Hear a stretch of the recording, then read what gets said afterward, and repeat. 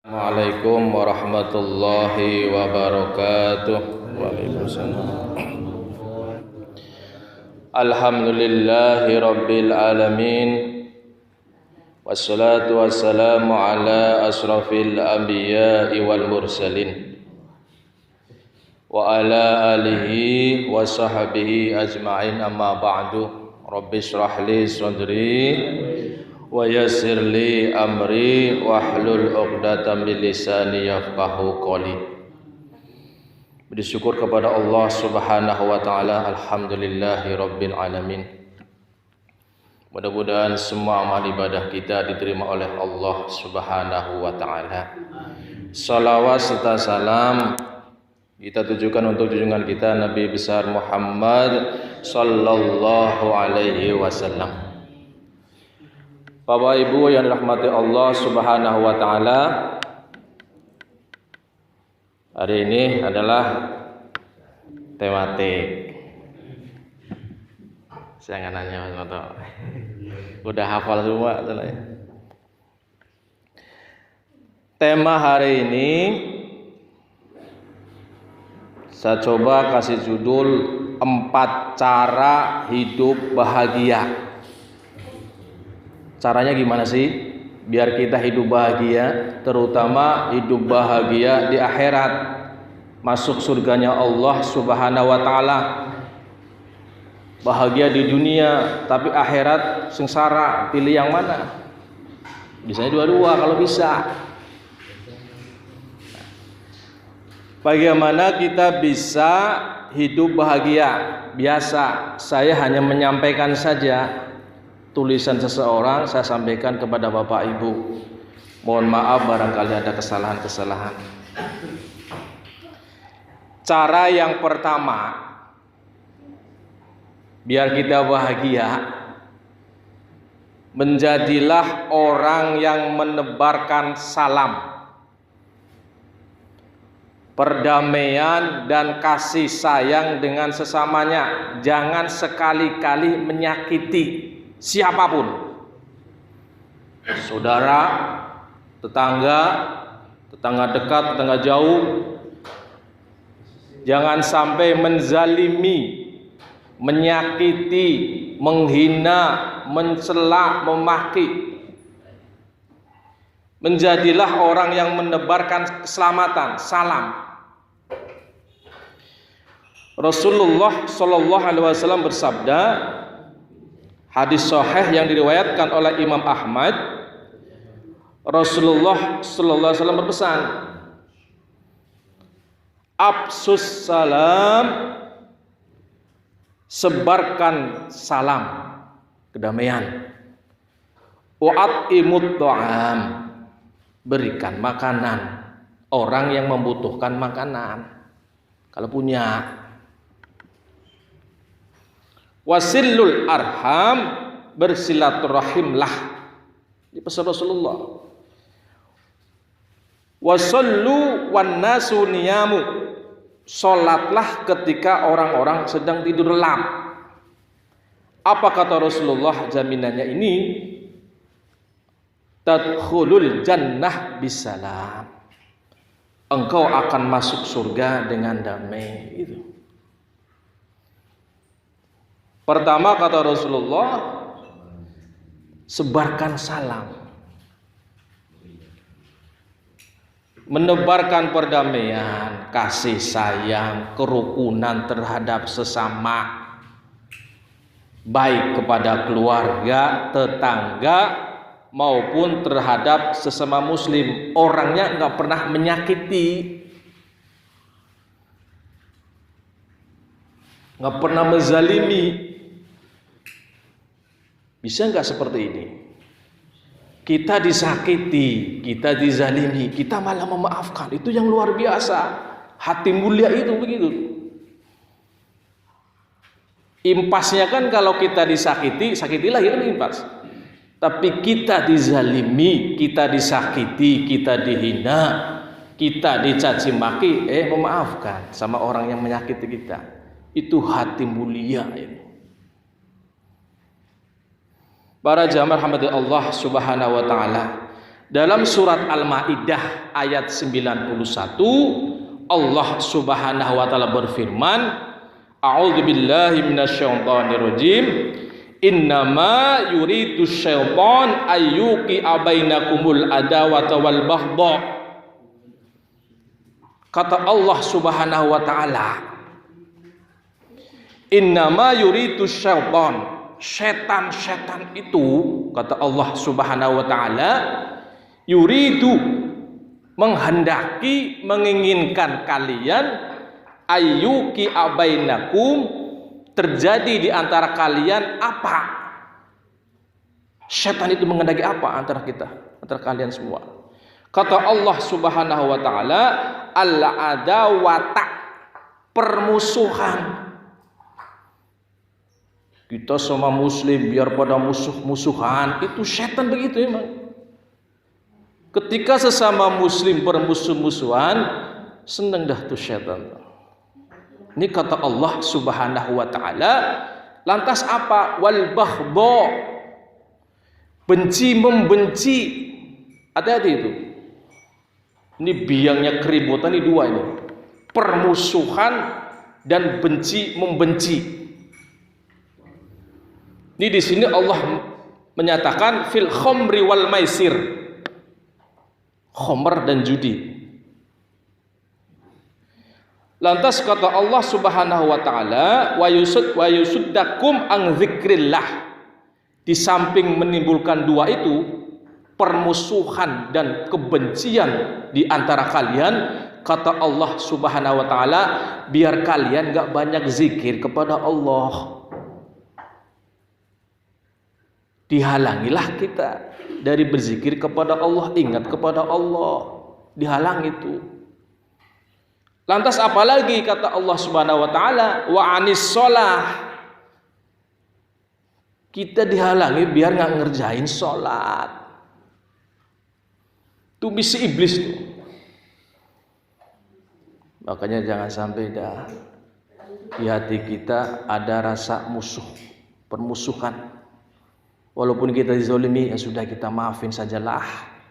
Mudah-mudahan itu jadi pahala kita gitu. Jangan sampai dah hati kita ada benci, membenci. Ini syaitan, dari syaitan itu kata Allah Subhanahu wa taala. Wal adawata wal baghdha. Maka jangan heran kalau ada sama muslim masih bermusuh-musuhan, itu biang keroknya iblis, syaitan itu. Wal baghdha, benci-bencian. Wallahu a'lam bishawab. Cara yang kedua, biar kita hidup bahagia, terutama kita di surga nanti bahagia, bagaimana caranya? Di sini tertulis gemar berinfak, memberikan makanan pada orang kelaparan, membutuhkan. Orang ahli surga itu kelihatan sebenarnya. Orangnya itu responsif sama kesusahan orang. Gampang menolong orang, sensitif sama orang-orang yang kesusahan.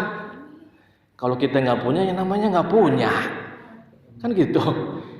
Kita bantu dah tenaga, nasihat. Yang punya harta dengan hartanya dah bantu. Kita nggak punya harta, nasihat dah. Ilmu kita apa punya, nasihat tidak. Tenaga kah, itu kan. Dan berusaha menjadi orang yang dermawan. Memang harus dilatih. Dermawan itu harus dilatih. Kalau nggak pernah dilatih susah. Punya uang 10.000, ada orang kasihan banget. Kalau orang jiwa yang dermawan itu dikasih semua itu. Lebih baik dia makan, kasihan belum makan kayaknya. Nih 10.000 makan sana. Tapi kalau orang yang nggak dermawan beda, saya aja belum makan, ya, itu kan. Allah alam. Dalam suatu hadis Nabi yang diriwayatkan Imam Turmuzi dalam Sunan Turmuzi, Rasulullah SAW bersabda, as-sahiyyu qaribun minallah, qaribun minal jannah, qaribum minan nas ba'idum minan nar. Kata Rasulullah sallallahu alaihi wasallam, orang dermawan itu dekat dengan Allah Subhanahu wa taala. Jangan sampai dah nyakiti orang yang nyah-nyoh apa nyah-nyoh itu. Sering ngasih itu. Kata Rasulullah sallallahu alaihi wasallam, dekat dengan Allah, dekat dengan surga, dekat dengan manusia, ba'idu minan nar, jauh dari neraka.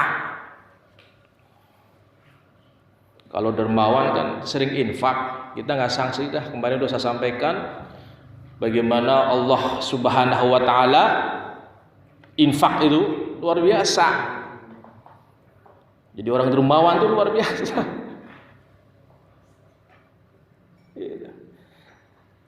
Dalam surat Al-Baqarah ayat 215, lantas kalau kita berinfak ke siapa sih? Kan gitu. Dalam surat Al-Baqarah 215, Allah Subhanahu wa taala berfirman, a'udzu billahi minasyaitonir rajim, yas'alunaka madza yunfiqun qul ma anfaqtum min khairin falil walidaini wal aqrabin wal yatama wal masakin wa ibnis sabil wa ma taf'alu min khairin fa innallaha bi'alim. Kata Allah Subhanahu wa taala, mereka bertanya kepadamu wahai Muhammad tentang apa yang harus kamu infakkan. Katakanlah, kul ma anfaqtum min khair, infakkanlah dari yang baik-baik. Kepada siapa? Falil walidain, kepada orang tuanya dulu. Urutannya nih, falil walidain wal aqrabin, kerabat, saudara kita yang dekat, wal yatama, dan anak-anak yatim, wal masakin, orang-orang miskin dekat dengan kita. Jangan sampai kita dermawan sama orang, sama tetangga, saudara kita ada yang kesusahan, awas. Falil walidaini wal aqrabin, baru wal yatama wal masakin, baru wabnis sabil.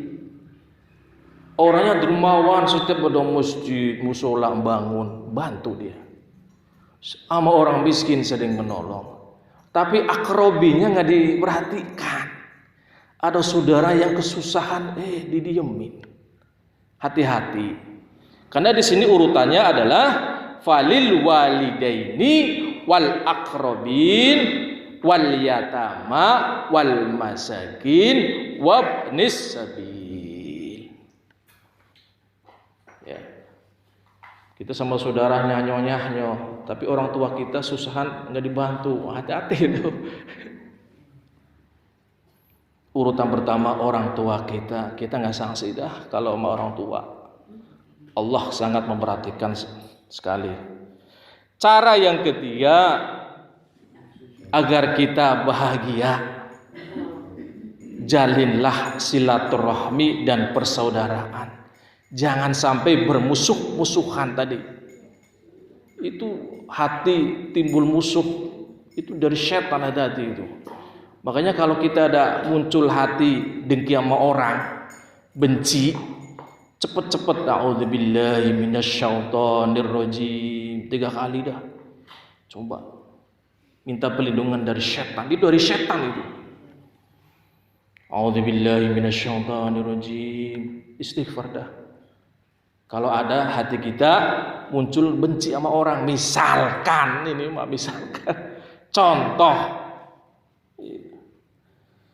Rasulullah sallallahu alaihi wasallam bersabda, apa sabda beliau? Saya nggak usah bacakan teksnya. Salasun mangkunna fihi, 3 hal yang menjadikan seseorang hasabahullah hisabayasiro, orang yang bakal dihisab dengan mudah oleh Allah Subhanahu wa taala.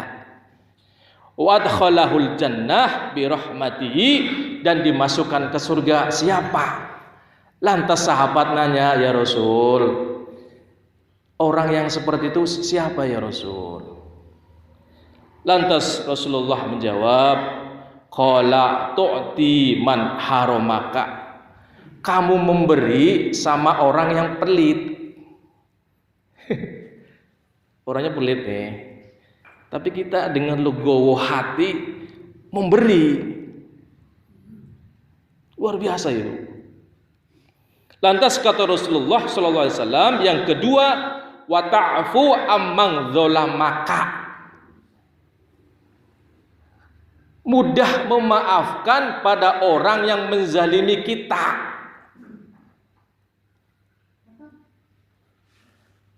Memaafkan. Jarang bisa itu. Kita dizalimi sama orang.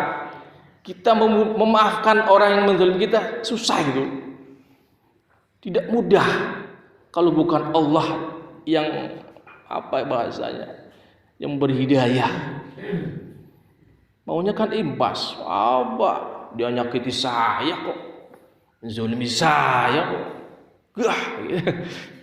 Tapi luar biasa kata Rasulullah SAW, wa ta'fu amman dzalamaka, orang yang mudah memaafkan terhadap orang yang menzalimi kita. Itu kata Allah, hisabai yasiro, hisabnya enteng, ringan, cepat, mudah. Wa adkhalahul jannah, masuk di surga dah. Bisa enggak begitu? Kita dizalimi, memaafkan, coba dilatih.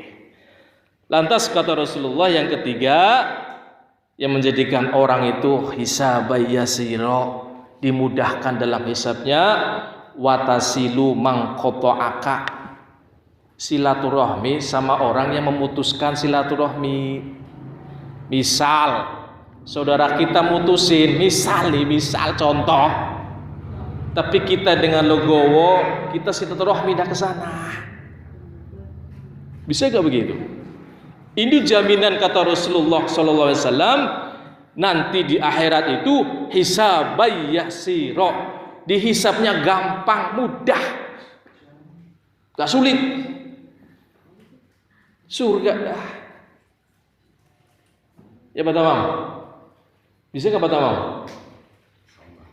Saudara kita misal mutusin kita karena benci atau apa, tapi kita dengan legowo hati mendatangi silaturahmi, luar biasa orang begitu, hati mulia itu.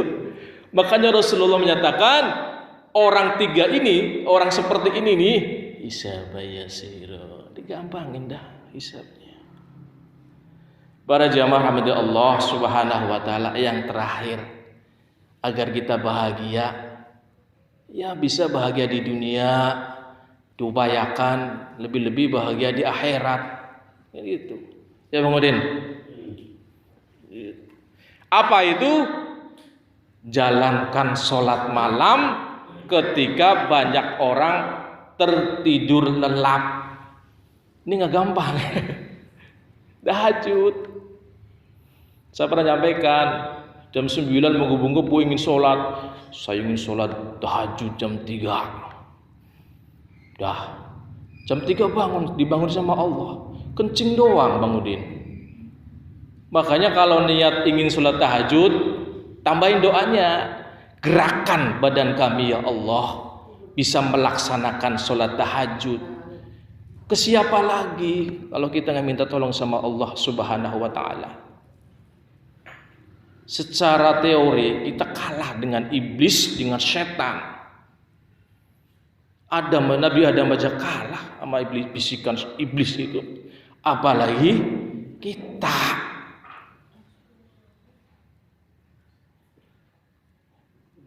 Dalam hadis riwayat Muslim, di sini tertulis nomor hadis 1163, kata Rasulullah Shallallahu Alaihi Wasallam, seutama-utama puasa setelah Ramadan adalah puasa di bulan Muharram, dan seutama-utama sholat sesudah sholat wajib adalah sholat malam.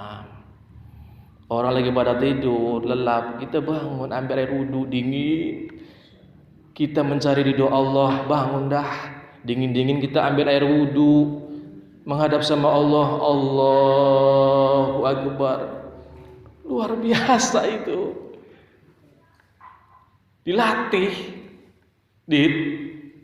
Jangan keinginan ingin sholat tahajud tapi nggak pernah dilatih. Berat kayaknya. Para jamaah rahmat Allah Subhanahu wa taala, mudah-mudahan kita semuanya jamaah muslimat musyawarah khususnya dan kaum muslimin pada umumnya diberikan kebahagiaan fid dunya wal akhirah. Amin amin ya Allah ya rabbal alamin. Subhanakallahumma wa bihamdika asyhadu an la ilaha illa anta astaghfiruka wa atubu ilaik. Bismillahirrahmanirrahim. Allahumma shalli wa sallim wa barik ala sayyidina wa